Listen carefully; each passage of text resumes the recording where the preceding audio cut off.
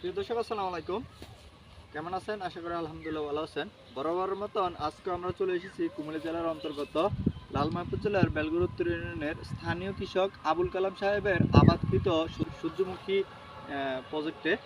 এই প্রজেক্টে আসার মূল উদ্দেশ্য হচ্ছে সূর্যমুখী পরিপূর্ণভাবে কি আবাদ করার ফলে আপনি কেমন লাভবান হবেন এই বিষয়গুলোই জানার চেষ্টা করেছি।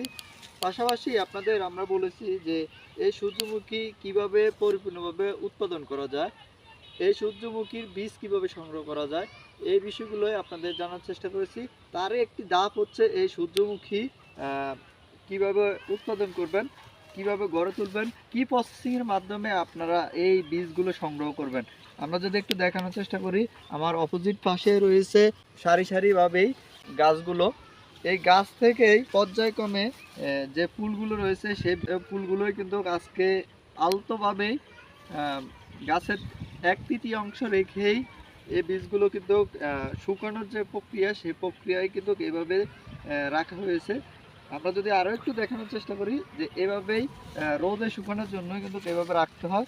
রাখার ফলে কি হবে, আপনারা এভাবে বীজগুলো যখন আপনি পরিপূর্ণভাবে যখন শুকিয়ে যাবে তখন এই বীজগুলো কিন্তু এভাবে যখন এই বাড়ি দিবেন তখন এই বীজগুলো কিন্তু সংগ্রহ করতে পারবেন। আমরা যদি একটু এভাবে দেখানোর চেষ্টা করি যে বীজগুলো কিন্তু একেবারেই পরিপূর্ণভাবে প্রত্যেকটা স্টেপ বাই স্টেপে এই বীজগুলো রয়েছে। এই বীজগুলো পরিপূর্ণভাবে ফুলটা পরিপূর্ণভাবে শুকানোর পরবর্তী সময় যখন আপনি এইভাবে দিবেন, দেওয়ার সাথে সাথেই এই বীজগুলো বেড়ে আসবে এবং আপনি এই বীজগুলো থেকে প্রসেসিংয়ের মাধ্যমে তেল সংগ্রহ করতে পারবেন এবং এই তেলগুলোই আপনি একসময় বাজারজাত করতে পারবেন এবং এই তেল থেকেই আপনি অধিক পরিমাণ অর্থ সংগ্রহ করতে পারবেন। আমরা যদি আমার অপোজিট পাশে গাছগুলো একটু দেখানোর চেষ্টা করি, যদি পরিপূর্ণভাবে সরকারি সাজেশন অনুপাতে যদি আজকে আবাদ করতে পারতো আবুল কালাম সাহেব, তাহলে ব্যাপক হারেই এই সূর্যমুখী চাষ করে লাভবান হতে পারতো। এখানে সঠিক প্রক্রিয়া যেটি, সেই সঠিক প্রক্রিয়া সঠিক সাজেশন না থাকার কারণে আজকে সূর্যমুখী আবাদ করে উনি ওনার যে ফসল, কাঙ্ক্ষিত ফসল, সেই কাঙ্ক্ষিত ফসল পরিমাণে ফুলগুলো ছোট হয়েছে। যদি ওনাকে সঠিক সাজেশন করতে পারতো উপজেলার যে কৃষি কর্মকর্তা, উনি যদি পরিপূর্ণভাবে ওনাকে সাজেশন করতো তাহলে গাছের আকার ভেদে যে স্থানে এই গাছগুলো থাকার কথা, যে স্টেপ বাই স্টেপ গাছগুলো লাগানোর কথা, একটা গাছ থেকে অন্য একটি গাছের যে যতটুকু দূরত্ব থাকার কথা, এই সাজেশনগুলো যদি দিত, পর্যায়ক্রমে কি কি সার এবং কি কীটনাশক দেওয়া প্রয়োজন ছিল সে বিষয়গুলো যদি তাকে সাজেশন করতো, তাহলে আজকে উনি চাষাবাদ করে অনেক লাভবান হতো এবং নতুন যে উদ্যোক্তা রয়েছে তাদের মনেও সাড়া জাগাতে পারতো। জানি না এই ফুলগুলো উনি আবাদ করার ফলে কতটুকু বীজ সংগ্রহ করতে পারে, যদিও আমরা ভিডিওর মাধ্যমে আপনাদের পূর্বের প্রতিবেদনগুলো দেখানোর চেষ্টা করেছি।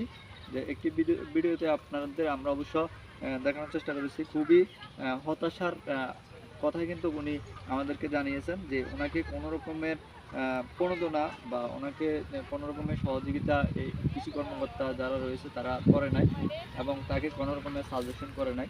তো আমরা ইতিমধ্যে ওনাকে বিভিন্ন ধরনের পরামর্শ দিয়েই আমরা কিন্তু এই আবারটুকু করানোর চেষ্টা করেছি এবং উনি করেছে।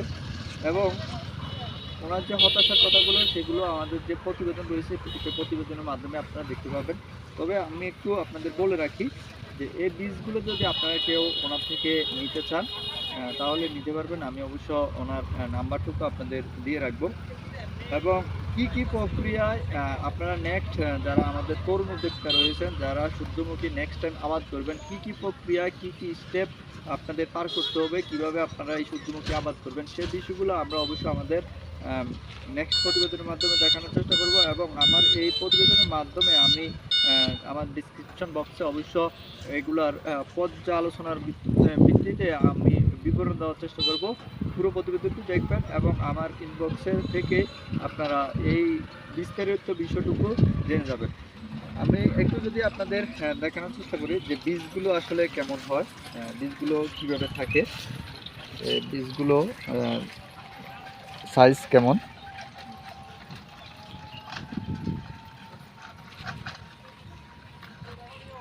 এ হচ্ছে বীজগুলো।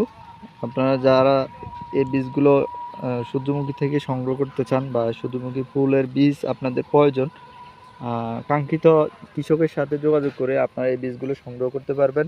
আমার প্রতিবেদনটি যদি ভালো লাগে আপনাদের, অবশ্য এই প্রতিবেদনগুলো অন্য যারা তরুণ উদ্যোক্তা রয়েছে, যারা আধুনিক চাষাবাদের সাথে জড়িত বা আধুনিক চাষাবাদ করতে আগ্রহ, তাদেরকে শেয়ার করে দিবেন। কেননা আমার এই প্রতিবেদনের মাধ্যমে এবং আমার এই চ্যানেলের মাধ্যমে আমি দৈনন্দিন চেষ্টা করি যে যারা তরুণ উদ্যোক্তা রয়েছে, যারা আধুনিক কৃষিকাজের সাথে জড়িত হতে চাচ্ছে, তাদেরকে আমরা উদ্বুদ্ধ করার জন্য।